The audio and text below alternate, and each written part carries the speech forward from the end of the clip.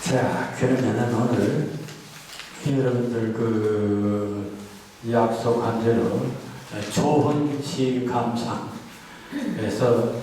시 읽고 쓰기. 그래서 늘 얘기지만은 우리가 시를 쓰려면은 좋은 시를 읽을 줄 알아야 된다. 그리고 그러한 시를 통해서 우리는 좋은 시를 자기도 더 쓰게 된다.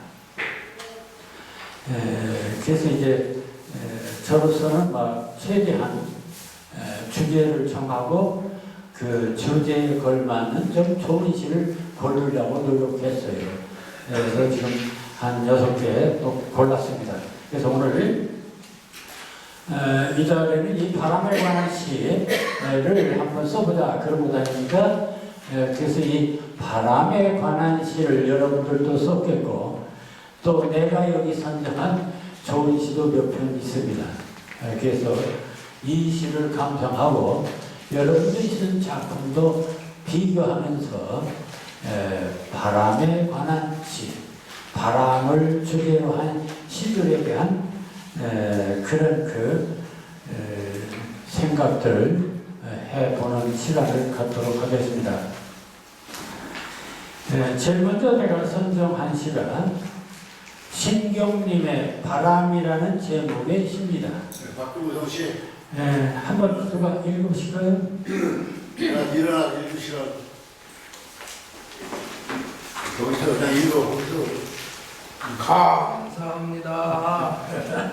네, 좋습니다. 바람 신경님, 산기슭을 돌아서 언 강을 건너서 기름집을 들러 떡볶이집을 들러 처녀 애들 맨살에 종아리에 감겼다가 만화방도 기웃대고 비디오방도 들여다보고 큰 길을 지나서 장 골목에 들어서서 봄나물 두어 무더기 좌판 차린 할머니 스웨터를 들추고 마른 젖가슴을 간지리고 흙먼지를 날리고 종이 조각을 날리고 가로수에 매달려 광고판에 달라붙어 쓸쓸한 소리로 촉촉한 소리로 울면서 얼어붙은 거리를 녹이고 팍팍하게 메마른 말들을 적시고 이게 네. 바람이랍니다. 네, 좋습니다.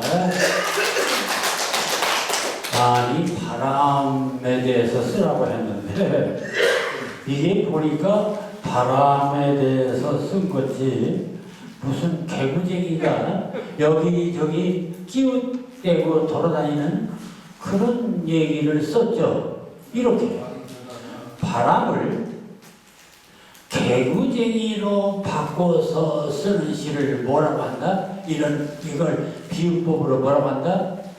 의인법이라고 그럽니다. 흉내낼 의, 사람을 흉내낸 그런 방법이다. 그런 얘기입니다.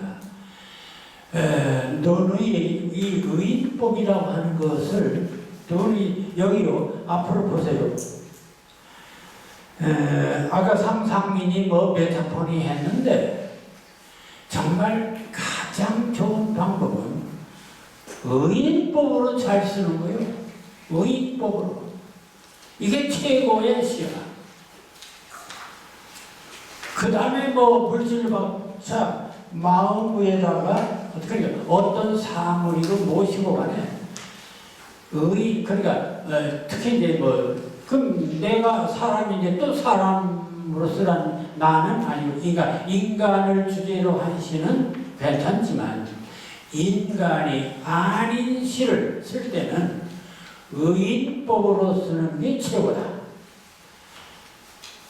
그럼 여러분들 의인법 옛날 시인데 옛날 시이고 지금 진리는 같아요. 다시 말하면 여기 지금 바람입니다. 바람은 보이지도 않아. 그렇지 않습니까? 보이지 않는 그런 어떤 사물입니다. 분명히 사물은 사물인데 보이지 않는 사물이요. 그럼 보이지 않는 사물에 대해서 뭐라고 쓸 수 있을까? 그래서 가장 좋은 방법은 이런 사물들, 보이거나 보이지 않거나 간에 제일 좋은 것은 그냥 사람으로 바꾸는 게 최고야. 의인법으로 바꾸는 게 최고다.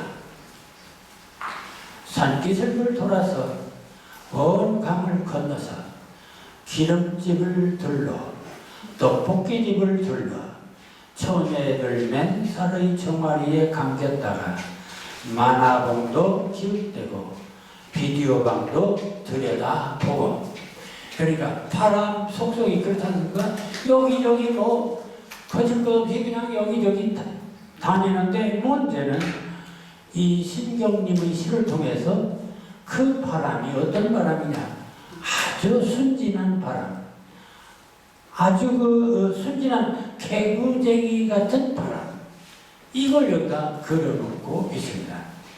그게 중요해요. 개구쟁이 바람. 그러니까 사람으로 바꾸되 어떻게 바꾸느냐가 중요하지 않습니까? 그게 바로 메타포니까. 상상을 어떻게 했냐? 이 사람은 바람을 개구쟁이로 상상했습니다. 개구쟁이로 바꿨습니다. 이게 의인법이에요. 두 번째, 큰 길을 지나서 장골목 들어서서 봄나물 두어 구덕이 좌판 차린 할머니 스웨터를 들추고 마른 젖가슴을 간지리고 흙먼지를 날리고 종이 조각을 날리고, 네, 이것도 그냥 그런데 다 여기서 감이 잡히는 게 있어요. 여기저기 마구 돌고 다니는데 이 사람이 다니는, 이 개구쟁이가 다니는 데가 아무 데나 다니는 빌딩이라든지 아파트라든지 이런 데가 아니야. 잘 사는 데가 아니야. 보니까 시장바닥, 서민들이 사는 곳이야. 바로 거기에 이제 이 시의 칼라, 이 시인이 어디를 드러내려고 한 것이냐, 이 개구쟁이를 통해서 바로 이런 그 자연스러운 서민의 세상, 그걸 드러내려고 한 거예요. 그래서 우리는 신경님 시를 가리켜서 민중시다, 그렇게 말하는 이유가 거기에 있습니다. 그러니까 비록 개구쟁이로 바꾸기는 바꿨지만 그 개구쟁이가 돌아다니는 곳이 어디야? 네, 시장바닥. 마지막, 가로수에 매달려 광고판에 달라붙어 쓸쓸한 소리로, 축축한 소리로 울면서 얼어붙은 거리를 녹이고 팍팍하게 메마른 말들을 적시고. 여기서는 비록 시장바닥이기는 한데 약간 시선이 달라요. 어떤 시선입니까? 순수한 서민의 세상이 아니라 약간 문명화된 세상입니다. 그렇지 않습니까? 가로수에 매달려, 사람이 심었어요. 광고판에 달라, 광고판 장사꾼들이 붙였겠죠. 쓸쓸한 소리로 축축한 소리. 여기 와서는 따뜻한 소리가 축축한 소리, 쓸쓸한 소리야. 광고판이 있는 곳은 울면서 얼어붙은 거리야. 또 그러니까 자연은 참 순수한 그런 서민의 세계는 행복하고 아주 소박하고 좋은데, 그런 그 생존 경쟁의 세계는 쓸쓸하고 울면서 얼어붙은 거리가 되고 있어요. 녹이고 딱딱하게 메마른 말들을 적시고, 그래서 그런 팍팍한 그런 현실을 녹이는 역할까지 한다. 뭐가? 바람이. 자, 이렇게 해서 가난한 서민들의 생활을 녹여주는 바람, 이런 걸 노래하려고 한 것이 아니겠어요? 자, 이런 점에서 우리는 그럼 여기서 상상은 뭐냐? 바로 개구쟁이로 바꿨다는 거예요. 그리고 소재를 이러한 아주 서민들의 삶 속에서 찾았다는 거예요. 거기서 따뜻한 바람의 역할을 보여주려고 했다는 거예요. 이게 바로 이 시의 좋은 점이라고 생각이 됩니다. 그러니까 우리가 대가 훌륭한 시인이 뭐냐? 그 속에 그러한 따뜻함도 있고 오늘 인간미도 있고. 자, 다음 바람의 산란 김규태. 네. 바람의 산란 바람은 어느 누구의 말에도 길지 어떤 까닭으로 허파를 열어주고 길고 깊게 때로는 얇고 부드러운 숨쉬며 저 허공에 매달려 사는 것입니다. 어느 허공의 언저리에서 여기 숲의 가슴 안쪽까지 쉬지 않고 활강의 날개를 펴고 달려오는 것입니다. 가시 돋은 잎사귀를 만나면 흠집 놀라거나 밖으로 돌아나가거나 피해 나갈 신호조차 내지 않습니다. 바람은 그런 깨어지지 않는 큰 마음으로 그의 생애의 영속을 위하여 용서지를 하시며 산란을 합니다. 네, 이 사람은 바람의 산란. 산란이 뭐예요? 알라는 거요, 산란. 산란, 산란. 알을 난, 바람이 알을 난대. 그러니까 제목부터 뭐예요? 의인화 됐습니다. 이게 뭐라고 생각하냐? 바람이라는 것이 마치 알을 까는 그런 생물로 상상했죠. 그렇게 바꿨죠. 그러니까 이것은 상상이라고 말해도 되고 은유라고 메타포라고 말해도 돼요. 그러니까 이미 제목부터가 바람의 산란. 그러니까 바람이 알을 낳다. 무슨 알을 낳나? 그러니까 그럼 보세요. 바람이 알을 낳다 하니까 이것은 벌써 일종의 의인법, 사람이 알을 낳는 건 아니죠. 그럼 이거 뭐냐? 그래서 이런 때는 무생물을 생물로 바꾸기 때문에 화류법.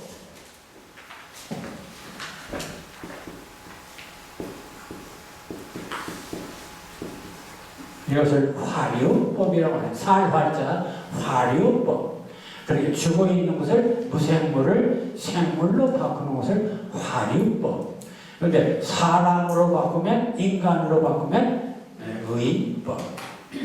화류법은 어떤 생명이 없는 것을 생명이 있는 걸로 바꾸는 것입니다. 이게 바로 화류법이라고 그래요. 그런데 어쨌든 화류법이든 의인법이든 바꾼 건 바꾼 거죠. 바꿨으니까 뭐예요? 결론적으로 상상. 바꿨으니까 의인, 메타포입니다. 은유입니다.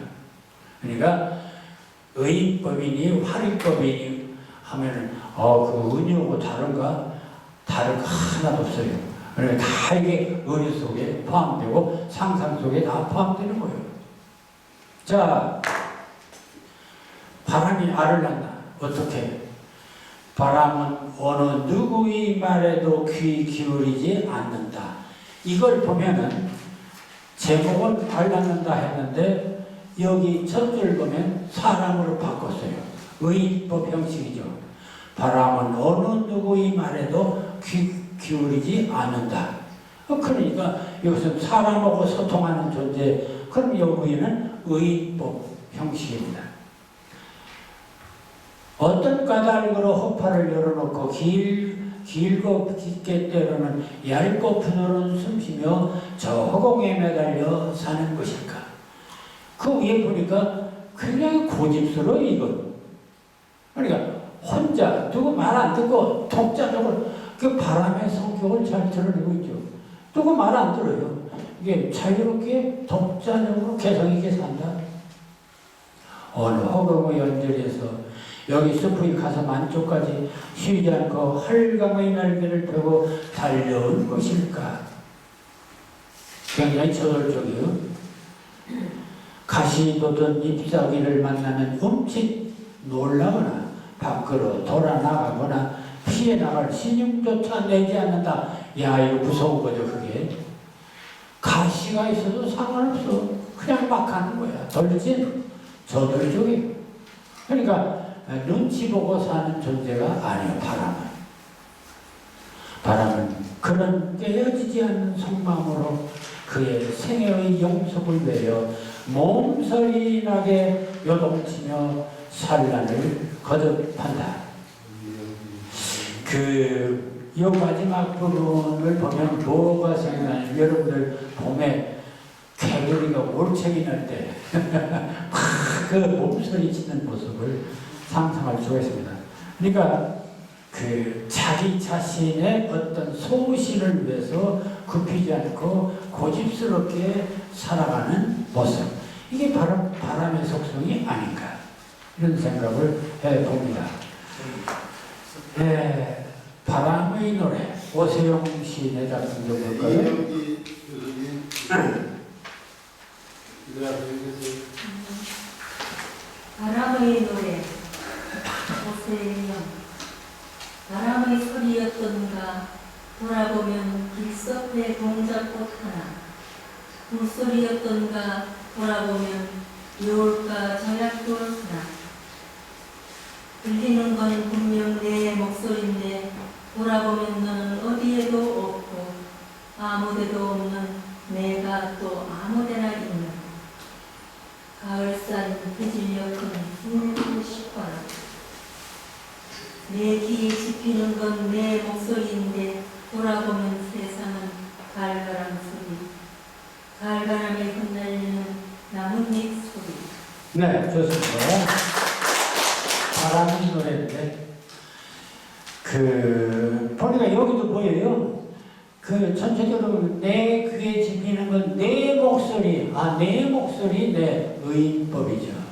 그러니까 바람을 너라고 하는 인칭으로 이렇게 의인화시켜서 바람에 대한 노래를 부릅니다. 바람 소리였던가 돌아보면 길석 부위 동작꽃 하나, 물소리였던가 돌아보면 여울가 조약돌 하나. 자, 뭔 소리가 들려. 그래서 소리는 눈에 보이지 않죠. 어떤 불가시성. 소리는 들리는데 돌아보니까 그 소리의 존재는 안 보이고 길속에 동작꽃 하나, 여울가 조약돌 하나. 그럼 그 소리가 동작꽃 조약돌이 됐다는 말인가? 였다는 말인가? 그래서 그 불가시성의 가시성, 보이지 않는 것이 보인다. 바람은 보이지 않아요. 그런데 흔적은 있어요. 그래서 불가시의 가시. 자, 그것을 그 밑에 설명하십니다. 들리는 건 분명 내 목소리인데, 바람 소리인데, 돌아보면 너는 어디에도 없고 안 보여. 아무데도 없는 내가 또 아무데나 있었던 흔적이 있어. 바람은 절대로 그냥 가는 게 아니야. 뭔가 흔적을 남긴다 이거죠. 보이지는 않지만 흔적이 있어요.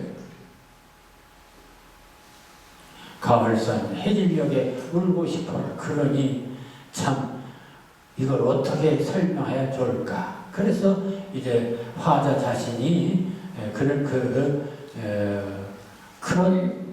그 진리를 알 수가 없어서 괴로워하는 모습이죠. 내 귀에 집히는 건 내 목소리인데, 분명 너의 목소리인데, 돌아보면 세상은 갈바람 소리. 돌아보면 이제 이게 자연이 아니고 세상을 돌아보니까 갈바람 소리, 갈바람에 흩날리는 나뭇잎 소리 해서 좀 그 세상은 좀 삭막한 세상, 뭐 이런 거였습니다. 그러니까 자연의 소리 뒤에는 길섭에 동자도 있고 물소리도 있고 여울과 조약들도 있는데 인생의 뒤를 돌아보면 칼바람 소리, 칼바람에 흩날리는 나뭇잎 소리, 뭔가 서글픈 인생살이랄까요? 이게 대조적으로 보이고 있습니다. 소리는 소리인데 자연의 소리와 세상살이의 소리가 다른 것을 느끼고 있는 모습입니다. 도종 안에 바람이 오면 또 이런 시가 있습니다. 네, 박종선 선생님 말씀 좀 하세요.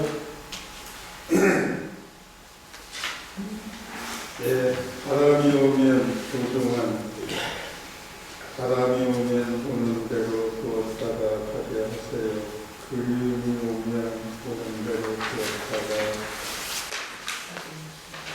가게 하세요. 바쁨도 오겠지요. 오늘 머물러 살겠지요. 살다가 가겠지요. 세월도 그렇게도 왔다가 갈 거예요. 가도록 그냥 두세요. 네,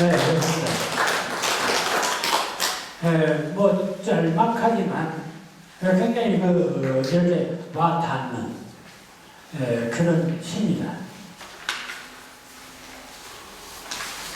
바람이 오면 오는 대로 두었다가 가게 하세요. 바람이 오면 오는 대로 두었다 가게 하세요. 내버려 둬라. 자, 그리움이 오면 오는 대로 두었다가 가게 하세요. 문제는 이제 두었다가 가게 하세요 하는 거 보니까 역시 이것도 일종의 하나의 의인화라고 봐야겠습니다. 그런데 이제 재밌는 게 그 다음입니다. 그러니까 인생을 살면서 무엇이고 나한테 옵니다. 바람도 오고 그림도 오고 아픔도 오고 또 그런 것 아닙니까? 그런데 왔다가는 또 간다. 그러니까 모든 것은 또 지나간다. 이런 것 아닙니까? 그러니까 바람이 오면 오는 대로 두었다가 가게 하세요. 그냥 너무 거부하지 말라요. 괴로워하지 말라요. 그리움이 오면 오는 대로 그냥 두었다가 자연 그대로 받아들이자. 세상 만사를 긍정적으로 받아들이자. 뭐 이런 것도 되겠죠. 아픔도 오겠죠. 이제 인생이 머물러 오겠죠. 머물러 살겠죠. 살다가 가겠죠. 그럼 가지 않겠냐. 아픔도. 세월도 그렇게 왔다가 갈 거예요. 가도록 그냥 두세요. 찌하죠. 뭔가 느낌이 옵니다. 그러니까 여기서는 그 왔다가 가는 바람, 그리고 인생의 바람도 왔다가 간다. 그러니 왔다가 가는 것 그냥 놔둬라. 세상 만사가 다 무상한 거다. 그래 너무 집착하지 말라. 뭐 이런 얘기가 되겠습니다. 자, 하나 더 다시 바람은 길을 묻지 않는다. 네, 백명자 선생님 일어나세요.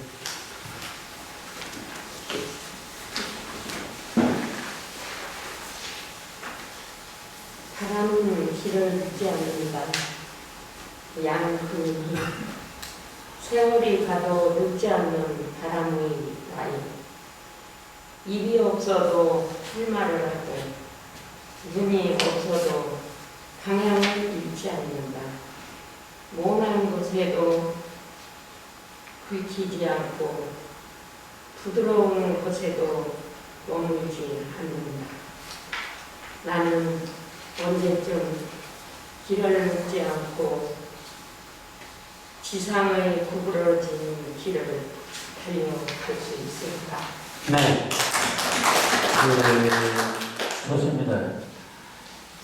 지금 이제 바람에 대한 좋은 시 이렇게 골라보니까 전부 다 뭔가 우리들에게 교훈이 되는 뭔가 그 인생과 관련된 그런 시들을 쓰고 있어요. 뭔가 인생론적인 시다.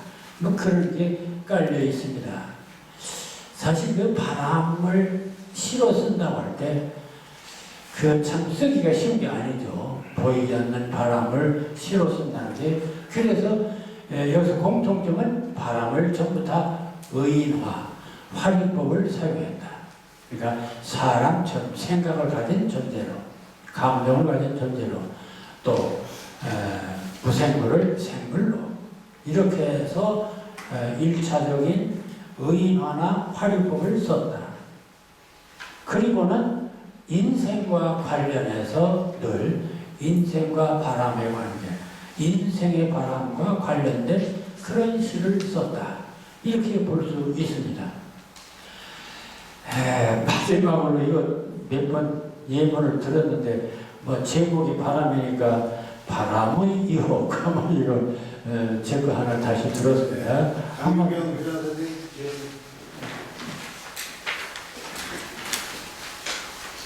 바람의 유혹, 홍표, 차오르는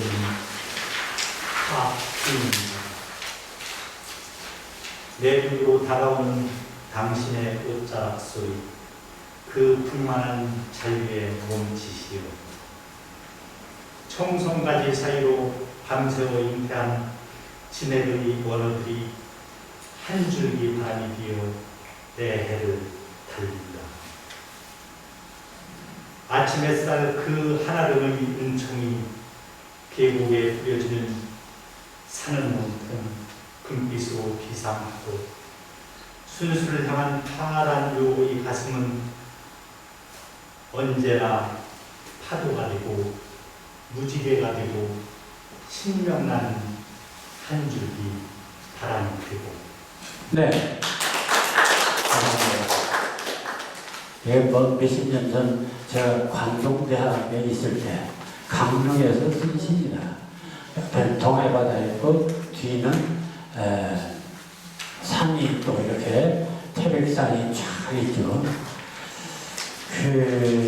거기서 사실은 쓴 시입니다. 그러면 어쨌든 보세요. 그러니까 바다와 산과 아침 요 세 가지가 곁들여 있는 것인데 뭐 그런 걸 생각하면서 이 시를 붙여주면 참을 되면 탁 트이는 바다, 내륙으로 다가오는 당신의 옷자락소리. 저는 바람을 내륙으로 다가오는 당신의 옷자락 소리로 바꿨습니다. 이 일종의 은유화죠. 이게 이제 이 당신은 물론 뭐 하나님일 수도 있고 자연일 수도 있고 어떤 절대자일 수도 있고 또 바다일 수도 있고 다양한 의미가 있습니다. 자, 창을 열면 탁 트이는 바다, 그 현실입니다.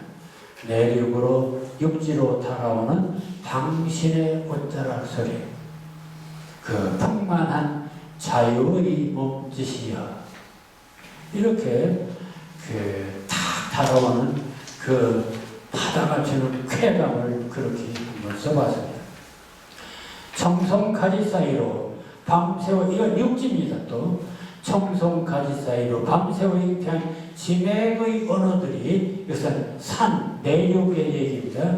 한 줄기 바람되어 내 해를 달린다. 바다에서는 육지로, 육지에서는 바다로 바람이 불죠.